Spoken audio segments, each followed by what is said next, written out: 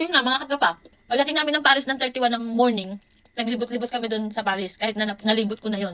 Kasi may kasama akong hindi pa nila napuntahan. Kaya pinuntahan din namin yung Notre Dame, the Louvre, tapos yung mga palasyo ni Grandma, yung Mona Lisa. Tapos yung Eiffel Tower, tapos yung pinakalas namin yung The Art of trumpet ba yun? The Art Trompeo. Trompeo. Ang hirap din kasi. Basta yun. Mga katropa, basta yun. So, tapos doon na kami nag-eve kasi manonood kami ng fireworks. At grabe mga katropa. Grabe ang tao. Sobra. Alam mo yun? Nakita niyo yung video ko, yung nagbe-video ko, lahat ng tao. Walang hawak, walang mga taong walang hawak na cellphone. Walang mga taong walang hawak na cellphone. Lahat may hawak na cellphone. At lahat nakatutok dun sa fireworks ng ng The Art Trompeo.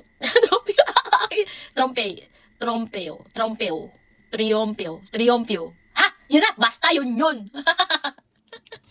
Kaloka. Pahilabang pa yung dila ko. Tapos nag-fireworks din dun sa Apple Tower.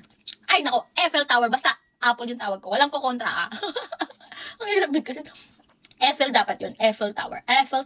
Basta yun, Apple Tower. Oh.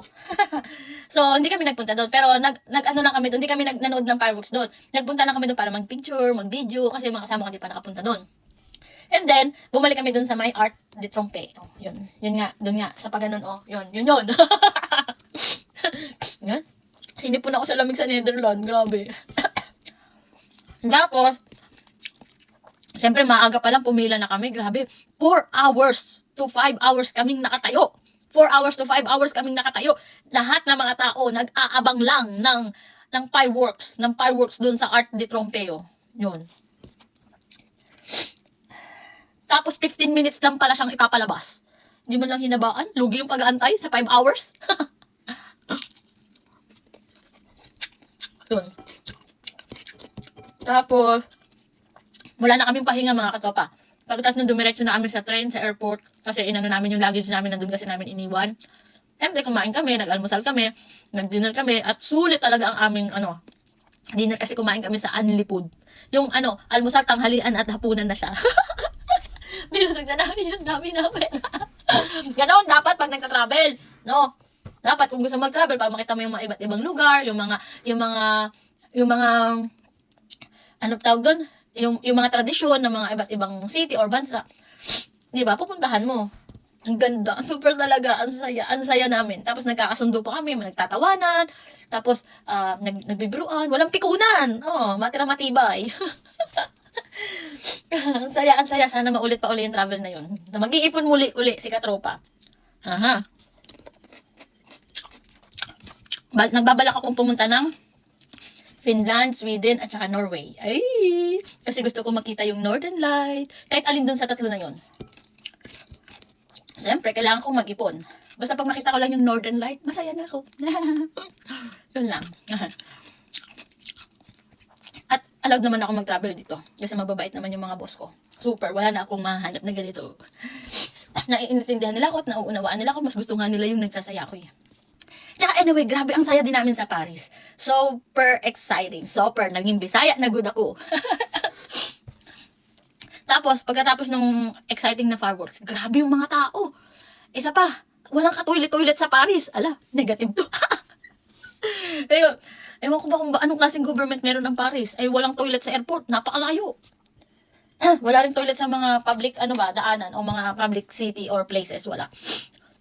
Tapos yung mga tao na-spread lahat, ang dami. At ang pinakamaganda doon, positive to mga tropa, ang pinakamaganda doon ay libre ang pamasahe noong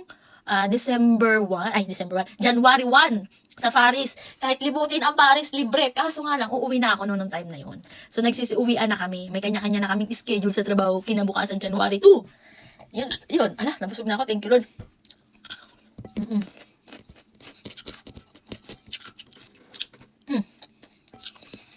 Ang saya. Napakasaya ng travel. Super saya. Ganun pala yun, no? Pag mag-travel ka. Yung budget yung pera mo, pero marami kang mapupuntahang ibang. Dapat, malayo pa lang, nakagawa ka na ng itinerary. Pag sinabing magta-travel ka sa isang bansa, yung mga ganun, lilibutin mo talaga. Kailangan naka-budget talaga yung ultimong pamasahe mo, pagkain mo, lahat. Yung gagastusin mo at bibilin mo, nakalagay lahat. Hindi naman masyadong mahal na gastos ko mga katropa. Affordable sa tatlong bansa. Tapos, ilang city yung napuntahan namin. Grabe, swak na swak. Sulit. Tapos lahat pa ng pagkain, nakakain namin. Yung mga traditional food ng mga country, nakakain namin. Masaya, super masaya. Grabe. Kaya kayo rin mga katropa, experience nyo rin sa sarili nyo na mag-travel, lalo na kung kayo yung nagtatrabaho as a OFW. So, bigyan nyo rin ng reward yung sarili nyo. Huwag lang lagi tayong puro padala sa Pilipinas o walang natitira sa atin. Kahit na nagtatravel tayo, dapat meron pa rin natitira sa atin. Yung budget nyo lang talaga, yun lang dapat ang kailangan yung gastusin. Maging wais sa lahat ng bagay. Lalo na pag nagpapadala tayo sa Pilipinas kasi hindi habang buhay, malakas tayo at nagtatrabaho tayo. Darating yung panahon na tatanda din tayo. Hindi na tayo makakapagtrabaho, hindi na natin ma-appreciate yung ibang bagay kasi matanda na tayo. At least, kahit papano, ma-appreciate na lang natin yung mga memories, di ba? Minsan sa isang buhay o sa isang panahon o sa isang pagkakataon, napuntahan natin yung magandang places, nakapag-travel tayo, naging masaya tayo, naging relaxing, naging peaceful mind, naging grateful, naging thankful, naging sobrang amazing mga katropa. Wala na akong masabi. Kaya super thank you Lord. I love you Lord. Nakatravel ako, napakagandang opportunity na pinagkaloob niyo sa akin to mga katropa. Mga Panginoong Hesukristo. Yes mga katropa. Sobrang napakagandang opportunity ang pinagkaloob sa atin ni Lord. Kaya naman, very thankful and grateful.